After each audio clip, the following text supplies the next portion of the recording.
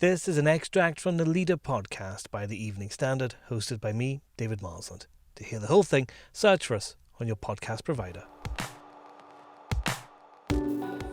This weekend, it will become mandatory to wear a face mask in shops in England. Helpfully, the government also clarified this will include coffee shops and takeaways after a bit of confusion over those this week. But there will be some people who won't wear them at all.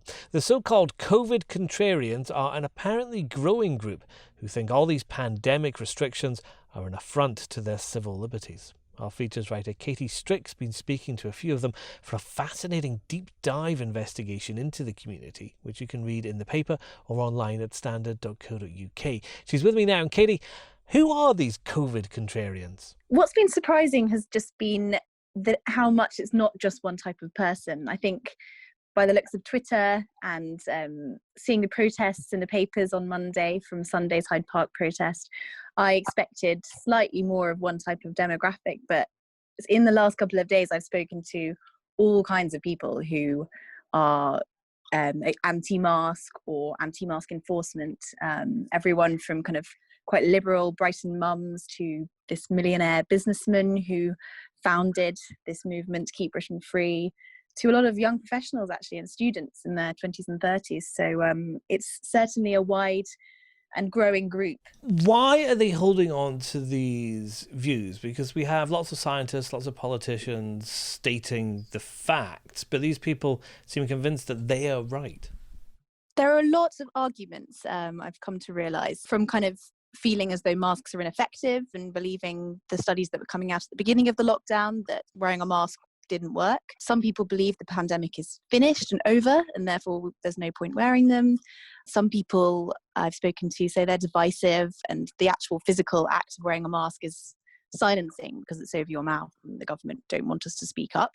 And then lots of people have spoken along economic lines as well. They're worried that wearing a mask will stop people going to shops and restaurants. But the main objection that most people I've spoken to have is just along this civil liberties line. They don't like being told what to do. They think it's, fine if people want to wear a mask, but it's morally wrong to be forced to wear one and to be fined if you don't. So they say they're not anti-mask, but they're pro-choice. And it's all a kind of human rights line, really. That was the one kind of shared argument that nearly everyone I spoke to had. It's that human rights line. Would anything change their minds?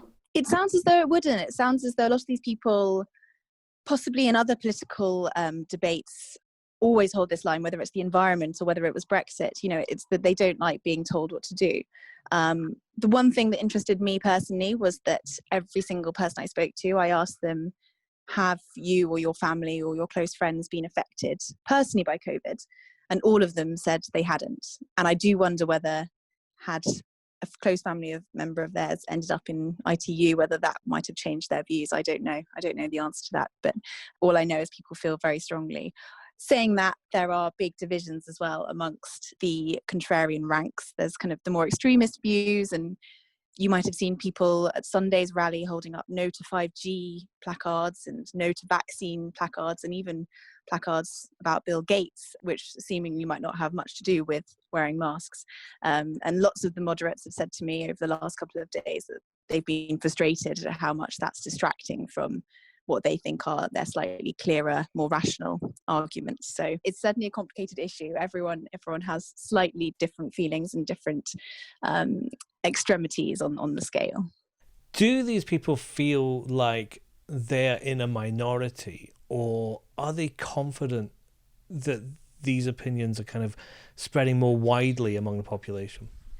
I think they would like it to keep growing. They're pleased at how much it is growing. Simon Dolan, who's this British businessman that founded the Keep Britain Free movement and took the government to the High Court last month, he's got 46,000 followers on Twitter and growing. And if you go onto Twitter, these seem to be the people who are shouting the loudest in the way. There's a huge backlash as well of people who think they're selfish for not wearing a mask.